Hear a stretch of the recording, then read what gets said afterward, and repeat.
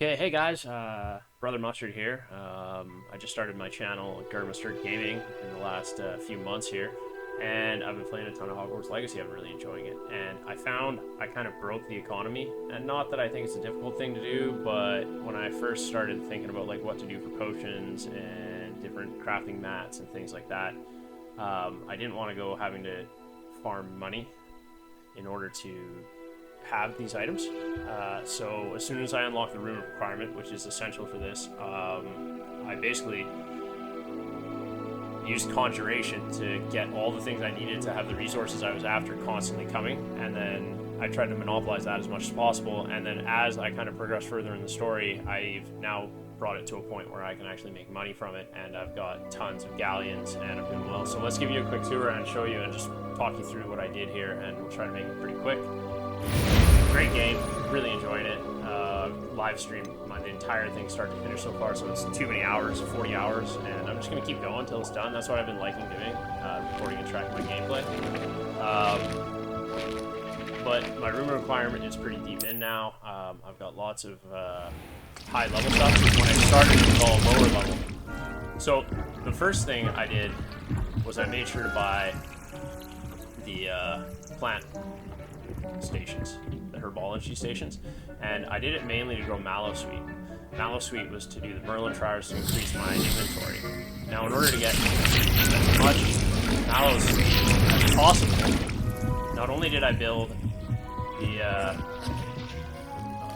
so I started in the herbology. I only had access to the small potting tables, so I think I bought 3. I managed to buy 3 first to have as many as possible, but I bought these, and these are so important composters, because when you get that fertilizer, you can basically increase your yield on what you're growing.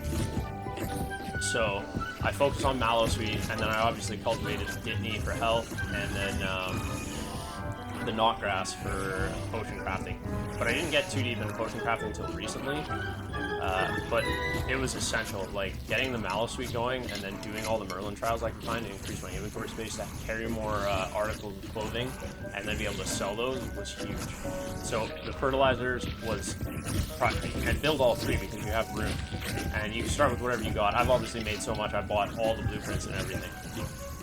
So that's how I managed to accumulate all my plants.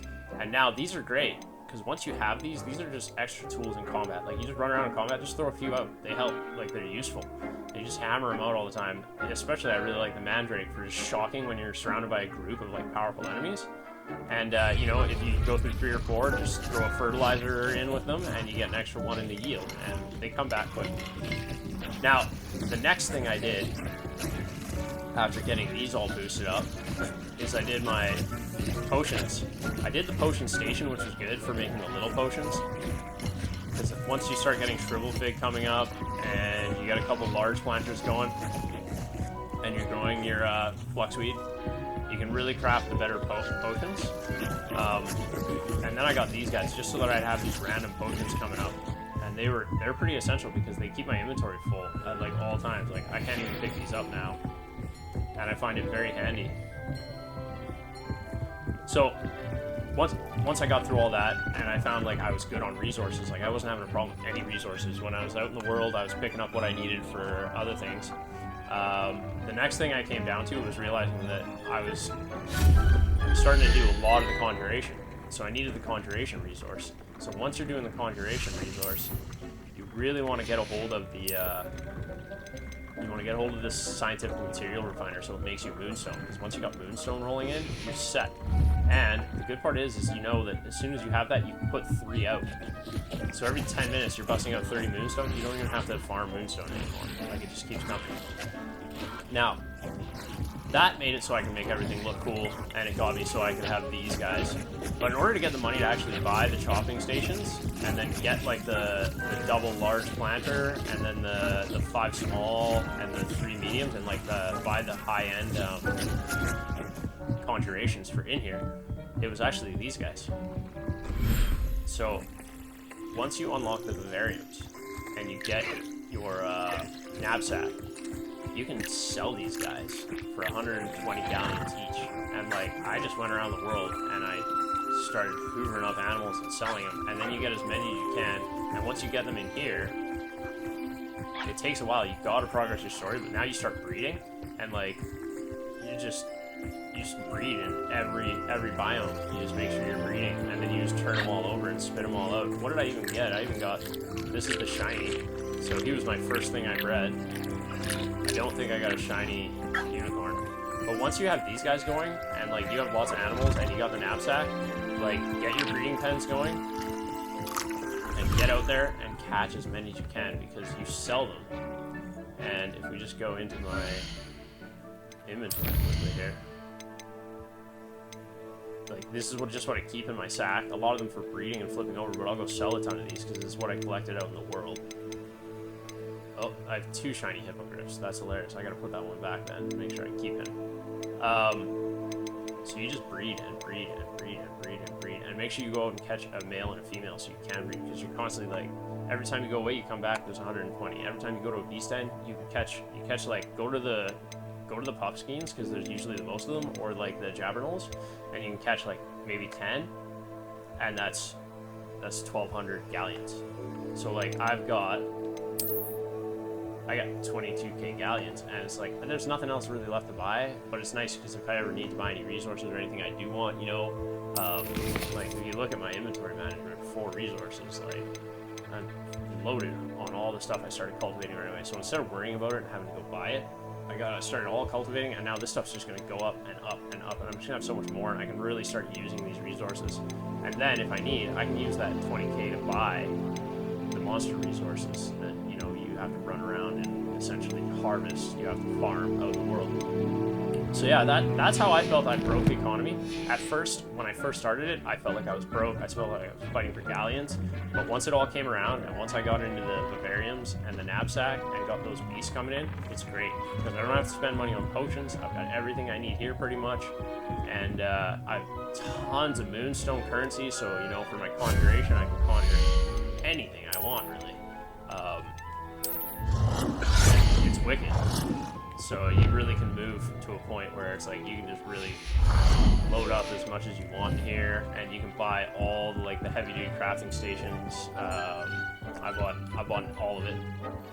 I kind of wish there was more, and like they'd add more as the game progresses, because it's like I almost feel like I would like to spend the money I have, right? And I got this stuff really quickly. It was fast. But the first things you got to do is make sure you get your composter.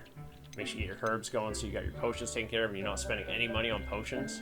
And then you got to get to that knapsack, and once you have the knapsack, you got to get in and you got to start just taking the animals and selling them in Hogsmeade. And once you're selling them, like it's 120 galleons per, you sell 10 at a time, you're loading up your inventory. And then from there, all the stuff you collect out in the world, all the gear and stuff that, you know, you get that you don't really need right away. You can just like, all that turns into cash, and then you just keep stacking and stacking and stacking. And as you can see, like I've got breeding pens going in everywhere, and I'll constantly just keep breeding, and I'll just turn them over. And I'm actually hoping like the breeding is more actually now I'd like to breed. So I have a shiny here. I've got the spectral hippogriffs. I got the 2 of the hippogriffs, which is great. What are we at? 8 minutes? Yeah, we'll keep this at 10 minutes here. We'll just go to my other vivarium and see what I got for shinies. So now what you do is you breed too. So you sell all the offspring. If you want, you release them. Like once you have this much money, it doesn't matter. But yeah, they're good currency, and supposedly the lady that you sell them to does a good job with them. I'm surprised Irondale isn't a shiny. I wonder if you could spawn as a shiny. Yeah, so I have no shinies here, so I gotta get working for some shinies here. Giant purple toad, offerings, thestral. And yeah, these don't grow up, from what I understand. They'll stay as they are, but you can sell them and then just keep breeding more and breeding more and breeding more. And it's the way you basically turn the game into an economy for yourself. So it's like every time I come back, I make like, what? I've only got 1 breeding pen here. I'll put another one in soon.